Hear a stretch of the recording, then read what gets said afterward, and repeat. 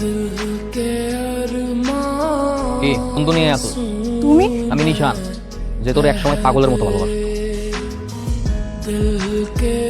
Hello, কথা কি ব্যাপার বলো তো? তোমার এতগুলো কল দিলাম, একটা বড় ধরলো না কেন? ওই ঘুমায় গেছিলাম আর কি তাড়াতাড়ি। এত বেশি ঘুম দিছো যে এতগুলো কল দিছি, একটা বড় ঘুম ভাঙে নাই। তোমার কি আমাকে সন্দেহ হয়? আমি তোমাকে বলছি, তুমি বিশ্বাস করতেছো না? না বন্ধ করবো কেন? এমনি জিজ্ঞাসা করবো আমার। ফোন রাখো। বাহ, তোর পরিবর্তন দেখে না খুব ভালোই লাগছে। আর ওয়েস্টার্ন করলে তো বোঝাই যায় না যে তুই আগে একটা খ্যাত ছিলি। বন্ধু ডাক্তারের দোকান যাই। যাবো না, তুই যা। কি যেমন খারাপ কে? 6 মাস হয়ে গেছে, ঢাকায় গেছে। প্রথম ঠিকঠাক মতো কথাবার্তা, এমন ওর উপরে কথাবার্তা হবে। আসলে কইছিল পরীক্ষার পরে গ্রামে, এমন কইতেছে না, যারা খায় না তো পরীক্ষার পরে। কেমন জানি চেঞ্জ হয়ে গেছে ব্যাপারটা। কি রে? কি হয়েছে? তুই কাঁদছিস কেন? ফার্স্ট সেমিস্টারের রেজাল্ট দিছে, তো আমি ফেল করছি। আরে চিল, ভার্সিটিতে না ফেল করাটা খুবই স্বাভাবিক। এটা কোনো ব্যাপার হলো?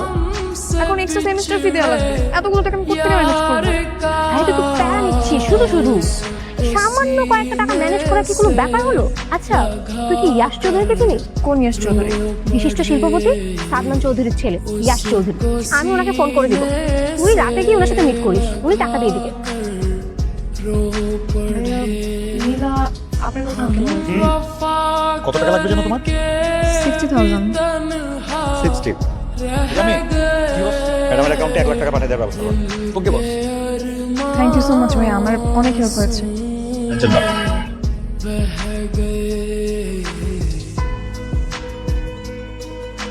আমি গাড়ি বের কর। এসো।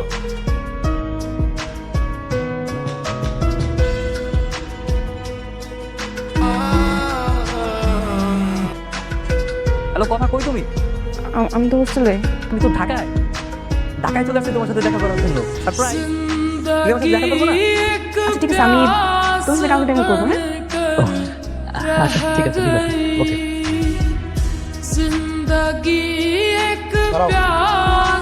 কোথায় আছো? চলো গাড়ি ওঠো। না, আমি কোথাও যাবো না, আমি এখন থানায় যাবো। থানা যাবা না? তার আগে দাঁড়াও, এটা দেখো তো। এবার লক্ষ্মীমের মতো গাড়ি ওঠো। আসো।